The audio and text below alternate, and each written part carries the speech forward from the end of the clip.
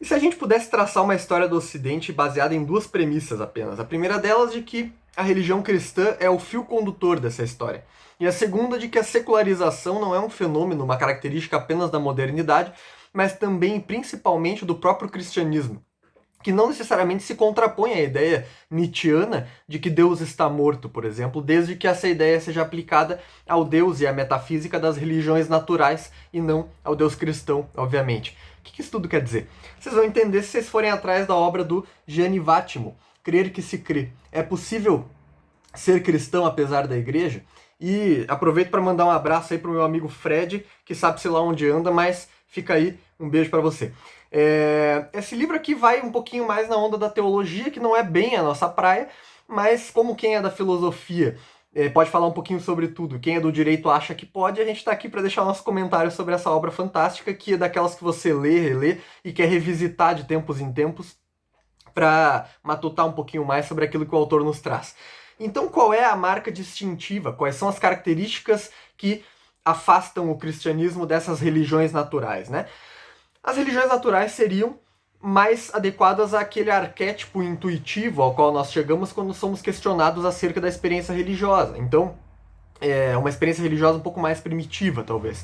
Então, um conjunto de regras, crenças e dogmas muito bem definidos, misturados em mitos e crenças sobrenaturais, em fábulas e histórias mágicas, envolvendo seres transcendentais que ocupam planos superiores, né? Realidades distintas da nossa, e no alto da sua altivez, da sua perfeição e plenitude, exigem devoção dos seres humanos que habitam a Terra, um mundo imperfeito e marcado pelo caráter maligno ou decadente ou pecaminoso, característico da matéria que o compõe, da substância que o compõe, uma divisão, né, entre duas realidades.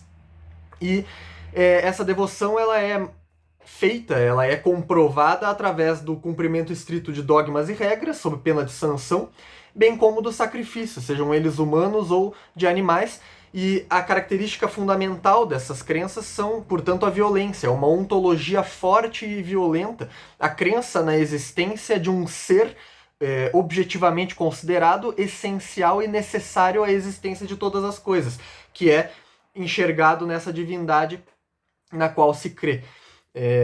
A diferença com o cristianismo, ela inicia com o próprio processo de encarnação da divindade. Então, a kenosis, que é esse rebaixamento de Deus, da divindade, o plano terreno, a partir da encarnação na figura de Jesus Cristo, é o início do processo de decadência da metafísica como nós conhecíamos até o século XIX, que seria também o princípio de um desencantamento do mundo percebido apenas na modernidade pelo Weber, mas que na verdade teria se iniciado já com o cristianismo.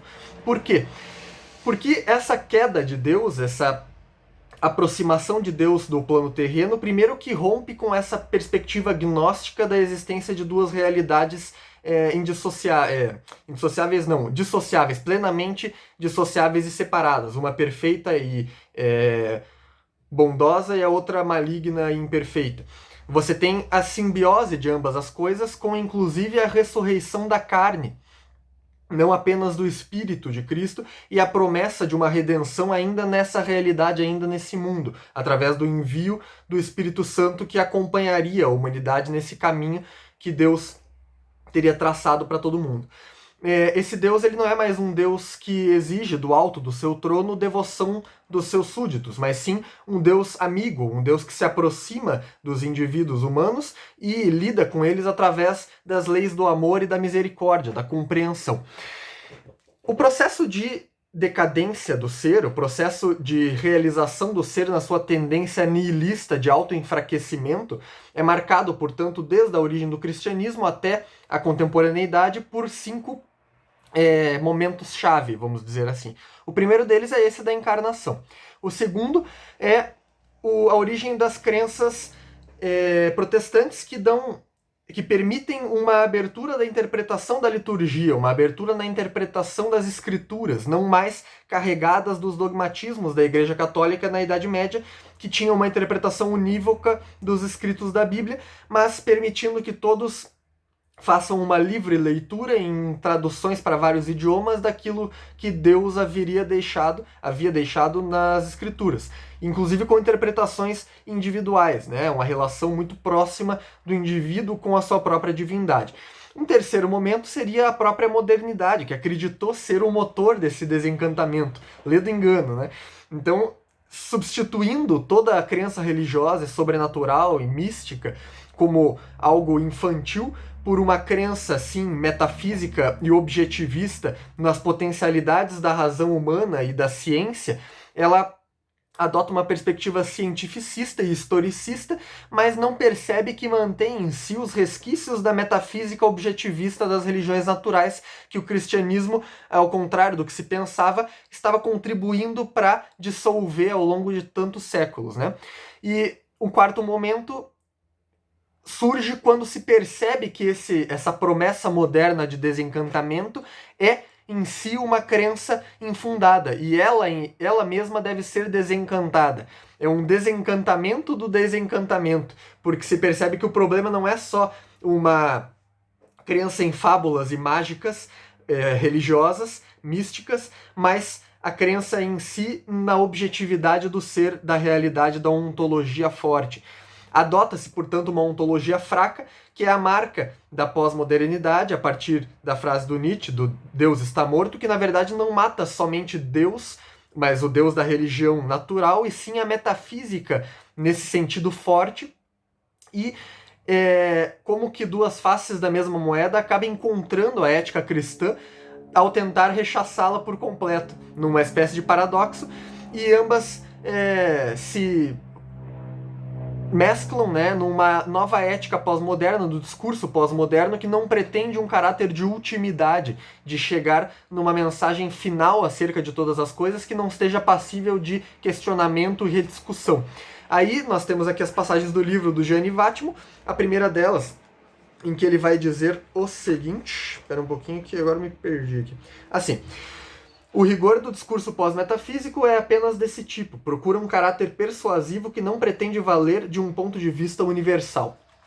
E a segunda, que diz que no lugar de um defensor da sacralidade, o cristão deveria agir muito mais como um anarquista não violento, como um desconstrutor irônico das pretensões das ordens históricas, guiado não pela busca de uma comodidade maior para si, mas pelo princípio da caridade para com os outros. Essa é uma leitura que eu sinceramente não sei como é recepcionada nos âmbitos eclesiásticos e nem nos âmbitos mais técnicos da teologia, mas eu acho excepcional, eu acho muito interessante, e ela é mencionada em outras obras. Se vocês quiserem, ficam mais dicas de leituras aí.